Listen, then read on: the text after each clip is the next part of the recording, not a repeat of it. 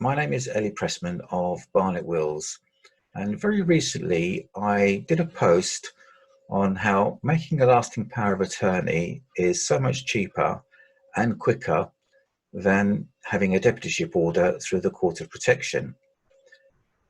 I had a number of comments on the post saying people understood what LPAs were, but didn't know what deputyship was.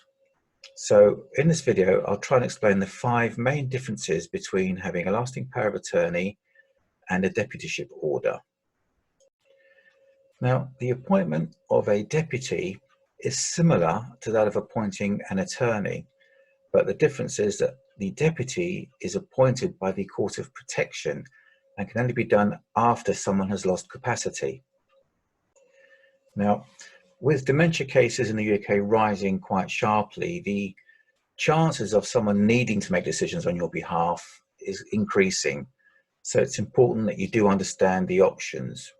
Now, although an attorney and a deputy are similar, there are some key differences, and I'll go through them now.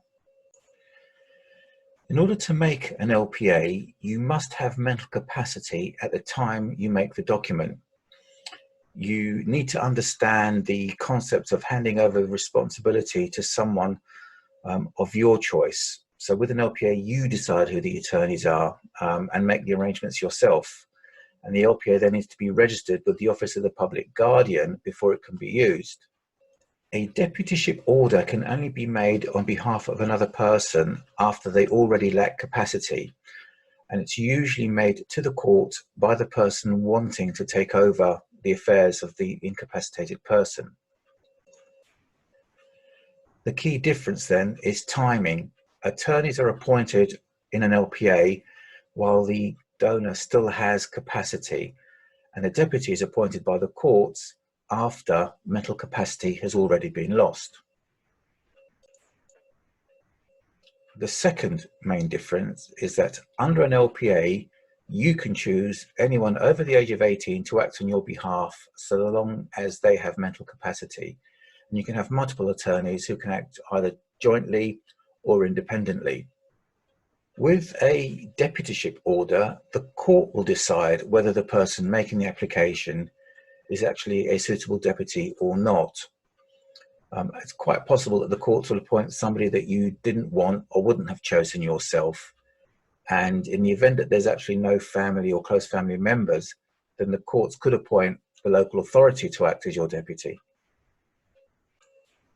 The health and welfare deputyships are usually much stricter and more limited because it's difficult to make decisions without knowing what your wishes are.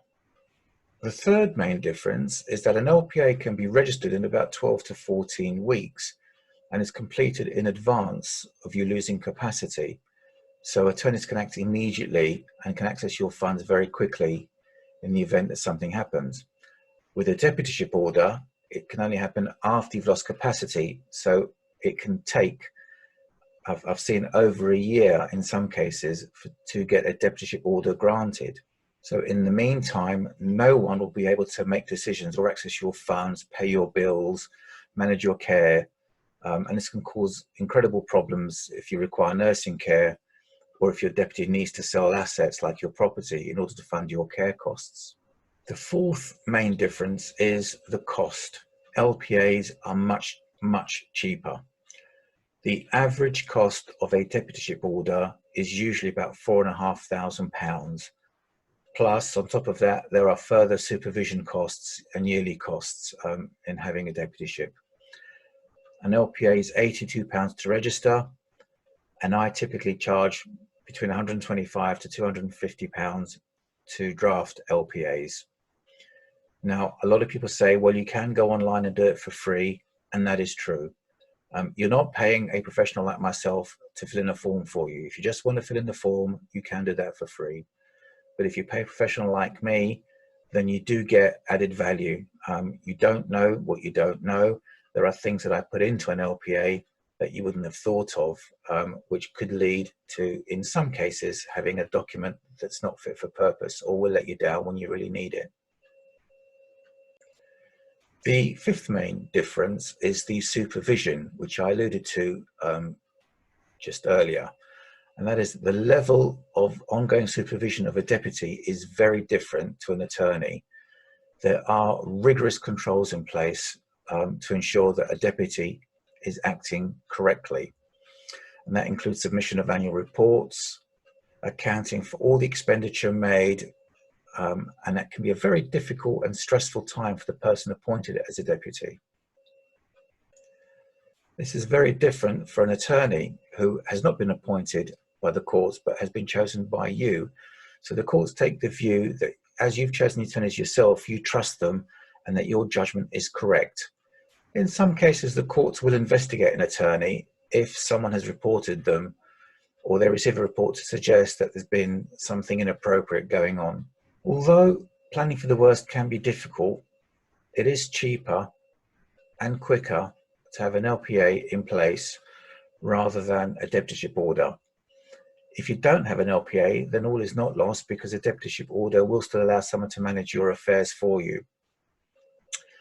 It's been estimated that in the next 2 or 3 years, there will be 1 million people in the UK who suffer from dementia. The need for an LPA has never been more important. So do it now and have the peace of mind that should anything happen, your loved ones will be able to make sure that your wishes are carried out. Feel free to give me a call.